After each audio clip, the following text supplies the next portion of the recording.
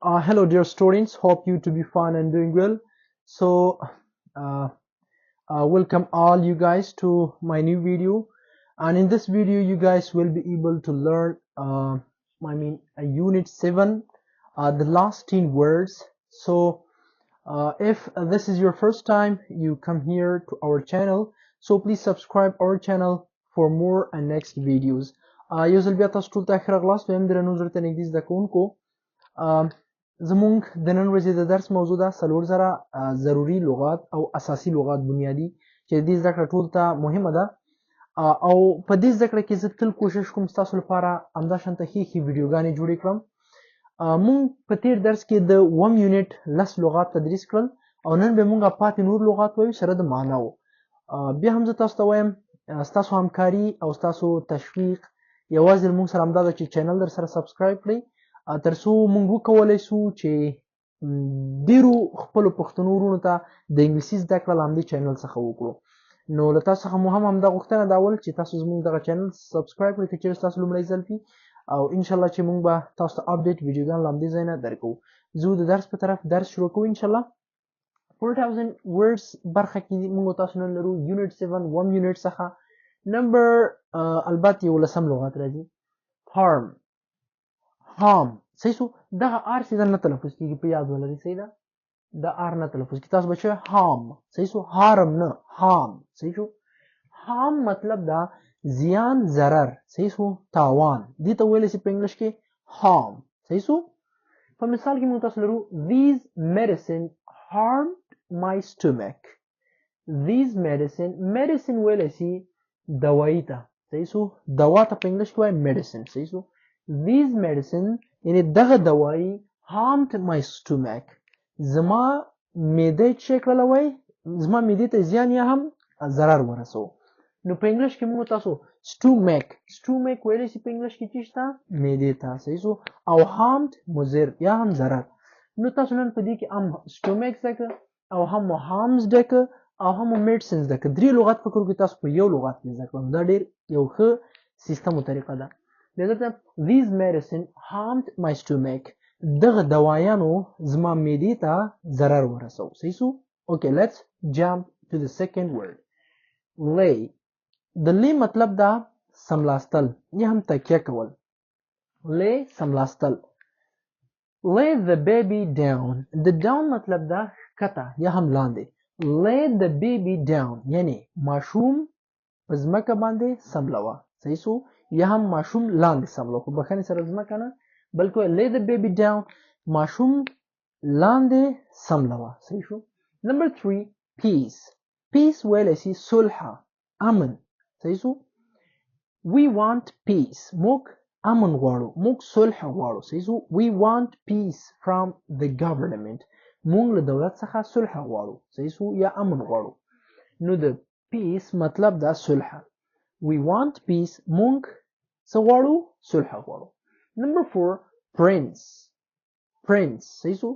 د prince مطلب دا شهزاده. شهزاده ته په انګلیش کې وایي prince صحیح شو. what is the difference between a prince and a princess؟ پوښتنه شوې ده چې what is the difference فرق څه ده between په منځ د a prince د شهزاده and a princess او شهزادی. نو دا تاسو ته معلومه شهزاده نر او شهزادی ښځې ته ویلی شو موږ تاسو. نو د prince مطلب شو شهزاده او princess شهزادی ته موږ تاسو ویلی شو. او په یاد ولرئ د difference ویلی شي فرق ته، تفاوت د دوه څیزونو ترمنځ چې کله ته کوې نو ته به همیش د difference لغات کاروي صحیح شو. او different موږ تاسو بیا ویلی شو مختلف قسم. نو فرق هم دې کې ده. که چیرې تاسو څوک وایي چې د difference او د different ترمنځ څه فرق ده، ته ورته وایي چې difference ویلی شي چې په سی ای باندې ده، دا ویلی شي فرق تفاوت ده. اما different ویلی شي مختلف صحیح شو. مثلا ته there are different people دلته مختلف قسم خلک دي صحیح شو. یا here I have different markers زه دلته قسم مختلف مارکرونه لرم صحیح شو. what is the difference between a prince and princess؟ a princess د شهزاده او د شهزادې ترمنځ څه فرق ده؟ نو فرق مې تاسو ته مخکې ویل. نمبر 5 protect ویلی سي حفاظت کول. صحیح سو protect حفاظت کول. صحیح سو may Allah protect you from the evil eye. آیا که چیرې ستاسو په فکر کې راځي موږ تاسو یو لغات مخکې ویل evil eye ویلی سي بدو سترګو ته یا هم په اصطلاح موږ تاسو وایو نظر ماته سي موږ تاسو وایو کنه. نو evil eye بد نظر ته ویلی سي بد نظر ته وای may Allah همیشه تاسو د چا څخه غوښتنه دې کوي سي الله پاک دې داسې کړه یا الله پاک دې روغ کړه الله پاک دې داسې کړه. سوال الله ته کوي نو دې ته په انګلیش کې تاسو همیشه وایي may Allah. صحیح سو دا وایي may Allah protect you from the evil eye. الله پاک دې د بدو سترګو څخه وساته. نو الله پاک دې موږ تاسو ټول د بدو سترګو څخه وساتي. نو په انګلیش کې موږ تاسو may Allah protect you from the evil eye. صحیح سو صحیح سو دا مو راځو نمبر 6 ته موږ تاسو لرو sane چې لرو sense معنی حس کول حدس کول. مثلا ته په مجلس کې ناست یو نفر خبره کوي هغه پټه ځان سره خبره کوي ته د ځان سره دا سنس اخلي چې دا خبره زما په اړه وکړه. صحیح سو یو حدس کوي ګمان کوي. صحیح سو sense حس کول. I could sense that he was watching me. I could sense زه حس کوم that he was watching me چې هغه ماته کتل. صحیح ده I could sense زه حس کوم that he was watching me. He was که تاسو فکر کړئ was موږ تاسو په past چې شکلات لسی دا جمله که تاسو کوی he was watching me د دې مطلب وایي چې دا کومه جمله ده. نو ته وایي یو موږ تاسو بیا ګرامر ته راځو کنه. یو موږ ته وایي یو موږ simple past tense subject verb to complement فاعل او دویم حالت د فعل complements. اما په past continuous tense کې موږ تاسو له subject was were او verb ing ده. نو دلته موږ تاسو was لرو ځکه چې his موږ تاسو مفرد ده که چیرې are you with you بیا موږ تاسو were کارو. نو I could sense ما حس کوو that he was watching me چې هغه ما ته کتل. صحیح سو نمبر 7 sudden د sudden مطلب دا یو دم ناګهان. صحیح سو یو دم دا کار اوس مثلا ناګهان sudden ناګهان یو دم. صحیح شو I felt a sudden pain in my stomach. یعنی ما د feel یو موږ تاسو لرو feel. صحیح سو feel ویل شي احساس ده او felt احساس کول. صحیح سو I felt ما احساس د یو دم یا ناګهاني درد په معده کې کو. یعنی ما په خپل معده کې یو دم د درد حس وکړ. صحیح سو I felt a sudden pain in my stomach. ما په خپل معده کې یو دم یا ناګهاني شی ولیده درد ولیده. صحیح شو نو ان شاء الله چې تاسو په دې لغت هم پوه شئ. دلته تاسو یو دا زده کړئ چې sudden ویلی شي ناګهان یو مو دا لغت زده کړو. pain ویلی شي عموم کې درد ته. صحیح شو مثلا ته چاته وایي I have a stomach pain. I have a stomach pain. زه د معدې درد لرم. یا ته وایي کنه I have a head pain. زه د سر درد لرم. صحیح شو نو د pain مطلب شو درد. صحیح ده I felt a sudden pain in my stomach. په خپل معده کې مې یو دم د درد احساس وکړ. نمبر 8 therefore.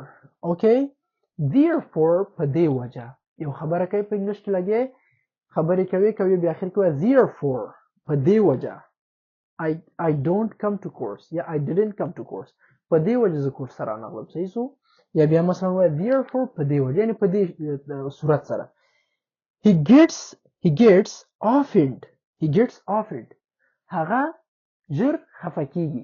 he gets offended هغه ژر خفه کیږي. موږ تاسو بل لرو he gets ولې په دې ځای کې د هی نه وروسته فعل اس اخیستی. نو تاسو ذهن ته ډایرکټ راځي که چیرې چا ګرامر زده کړی زموږ په تیر درسونو کې ګرامر ما تدریس کړی ده کنه او که چا نه زده کړی نو نه پوهیږي. صحیح ده که چا بیا هم نه تدریس کړی موږ ورته خواهش کوو چې حتما لاړ شه په چینل باندې زموږ په چینل ته داخل شه او په چینل کې تر اوسه یو هوم ده.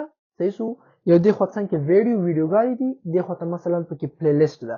په پلی لیست چې ته کله اوکې وکې هلته به تاته د انګلیسي جادویي درس د انګلیسي 12 مهمه زمانې چې موږ الریډي ټول تدریس کړي دي هغه پرتې دي همداشان د انګلیسي خبرې اترې دي چې تر اوسه پکې لګي انګلیسي 4000 لغات چې همدا درسونه دي پکې لګیا یو لا ویډیوګانې پکې کریټ کوو او همداشان ته د انګلیسي ابتدایي درس څوک چې نوی دی ویډیو ته راغلي او تر اوسه په انګلیش باندې پوهیږي نو کولای شي چې خبرې وکړي دوی لپاره هم دغه درس لاړ شي په همدې پلی لیسټ کې تاسو انګلیسي ابتدایي درس الفبا د انګلیسي نه موږ درس شروع کړی دا څومره چې ضرور ده او څومره چې نور هم موږ پوهیږو دا ابتدایي زده کوونکو ته پکار ده هغه موږ هلته اچوو نو هېڅ زحمت نشته فقط لاړ شه هلته ټولې 10-12 ویډیوګانې دي هغه ابتدایي درس ویډیوګانې وګوره بیا به تاسو دا درس داسې زده کېږي لکه اوبه صحیح ده نو حتما انشاءالله چې لاړ شه او هغه ویډیوګانې هم درسره وګوره نو موږ تاسو he gets ځکه simple present tense ده ساده حال زمانه ده په ساده حال زمانه کې موږ تاسو ویل چې د he she it سره په فرست یعنی پوزټیو